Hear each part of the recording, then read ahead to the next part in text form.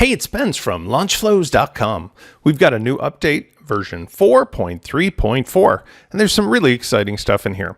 Now, first of all, we did some housekeeping, and we updated one of the components that didn't have the hide title. So when you were in the checkout, if you were using the additional component, for example, to show the order notes and so forth, it wasn't with the capability of hiding the title. I honestly forgot to put in that function. So now you can see if you use LF hide title, it will perform as expected. And that's useful when, for example, you want to go ahead and add in your own title component, maybe using the heading. This is a custom heading. And if you do it this way, then it will end up showing on the checkout page with your custom title instead of the default one. Now in this case, I'm not displaying it in my actual checkout because I've disabled it from the checkout field editor. Let's talk about the more important stuff. In the next line, we've got the ability to add custom registration to your WooCommerce site without using the already existing feature called instant registration. Now that instant registration is really powerful because it allows you to create any product that is free and instantly use it to register and log somebody in. But we found in testing that it is often a little bit slower because it's going through the WooCommerce checkout than you might if you used one of the off-the-shelf plugins or forms to get the job done. But the problem with using the extra plugins and forms is, first of all, you typically have to pay for the premium versions. Then you have to add at least 2 other plugins to get the same job done. So what I've done is I've added the new capability with using the LF register to add a custom registration form and give it the option of either displaying or not the first and last names along with the email. That way you can start whatever automations you want, get somebody logged into the site, and now you can even give them a tag to trigger whatever events that you want. Let me give you an example. Here I've got an incognito window.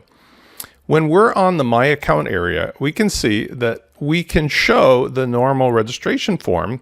One of the features that I've added is the ability, in addition to the normal email, to also be able to show the first and the last name. Now that's turned on by using the LaunchFlows global options, where you'll find a new option here called Add First and Last Name to the registration form. So if I disable that, you'll see this is what normally WooCommerce would do when you say allow somebody to register on the My Account page.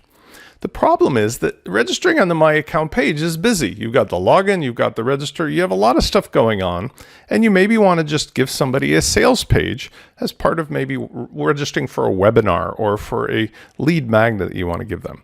So I wanted to give you that capability. So let's go back here and let's add back the first and last name. And now let me show you what I've done. If we go over here to the LaunchFlows registration, I've used that LF-registration shortcode to make a form. And I can style this in any way I want. So I can, jazz this up with imagery or make this a little narrower, putting it in a column. But watch how fast it is to do 3 things. It registers somebody to the site as a user. It logs them in, and it tags them because I'm using a CRM. And you could use Fluent CRM or Groundhog CRM, or you could use your favorite outside SaaS CRM with WP Fusion. But it gives them the tag, and it directs them to the My Account area. So watch this process.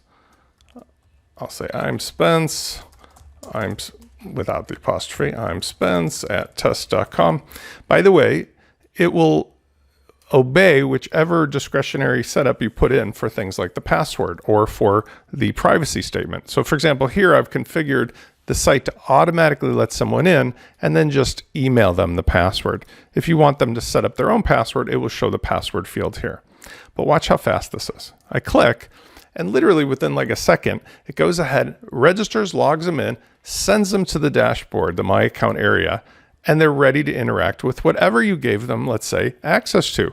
If you gave them a tag, the tag could be unlocking, let's say, the webinar or the lead magnet, sample course. And here's what happens on the dashboard side. As the admin, if we go here to my CRM, we will see that there is a new contact. And the new contact is I'm Spence, and they've been added to my main list, and they have the tag, interested in pizza. That's the tag I gave them. And what's neat about this is it's not counted as a transaction in WooCommerce. So they both the instant registration and this new, LaunchFlows registration accomplish getting the person logged in, but the second one is faster and it doesn't give any purchase history or any other details. Now, there's reasons for using the original version, but this is really handy for most things. You'll also notice that if I go to users, that there's going to be a user here, which is I'm Spence. So if we go here and type in, I'm Spence, we should find that person. And here it is. Okay, let's go through our list now. We've also done 3 new conditional checks for our order bump, our always in checkout, and our upsell components. We've now made a conditional check to make sure that that product is that the product is in stock rather than being out of stock or on back order. Here's how this works. Here I've got a checkout page with an order bump. I'm using the LaunchFlows components to customize this whole layout, and I've got this product 55793. Here's the product. Right now it's in stock, so it appears. But let's say, for example, it was out of stock. I update the product, and once that's saved, let's go back to our checkout, and I'm going to go ahead and just refresh this page and watch what happens.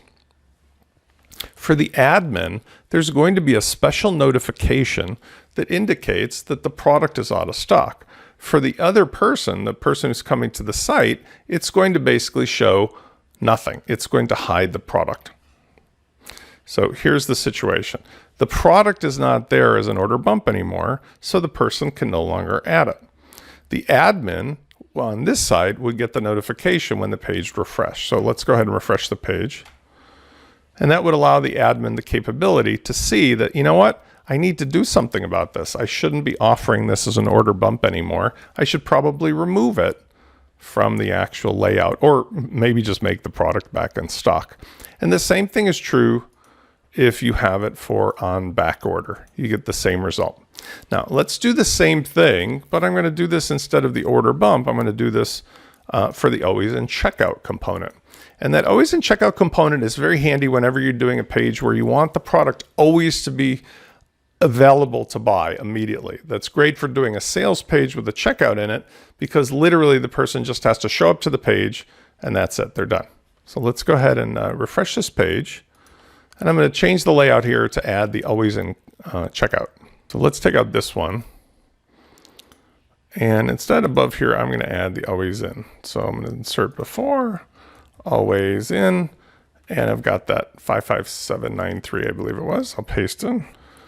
And what I'm going to do here is say short description, no. And let's have a look at this. So I'm going to set this up like we had just talked about. I'm going to see that the product to start out with is in stock. That way you can see what it looks like. And then I'll show you what happens when it's out of stock. So if we refresh the page, this will add the product automatically to the cart so it's available to check out. And I've got all the items displayed, like the icon and the image and so forth. If, on the other hand, the product happens to be out of stock or on back order, let's do back order, it will automatically remove the product from the cart if it's already in there, and it will then give an admin notice. Now, if you're not the admin, you won't see this notice. You just won't see anything. So let's go ahead and I'll show you what that looks like. If we go to the same page incognito, it will just be blank, right? Which is really fine, because the person who's there, they don't need to see that there was something else that was supposed to be added because it's not available anyway. Finally, we've got the upsell. And the upsell product is something that's a component that lets you very quickly show that the particular product, you can either add to the cart or not. Let's show you from the beginning if it was in stock, and this will make more sense. So if we refresh the page, we'll see that in the ordinary in-stock condition, we have a very lovely, image, the title, the price, and either yes, I want it or no, I don't. But if it's not available, we don't really want to show the yes, I want it. So if it's, again, out of stock, we update. And let's refresh the page, and we'll see that the message has changed slightly. You'll still see the product there, but again, for the admin only, there's a notification letting him or her know that there's something wrong. But for the normal person, there is a translatable string that says this product is currently unavailable, and click here to proceed. And if you do, that will take you to the next step that you have pre-programmed for that product. So if you have a daisy chain of, 1 or 2 or 3 upsells in a row, it still will let the person get to the next step. Maybe that's a thank you page. Maybe that's a checkout. Maybe it's another product. Here it's another product. So it just sort of allows you to bypass the one option of adding it to the cart because obviously it's not a product that's available. I'll see you on the next video.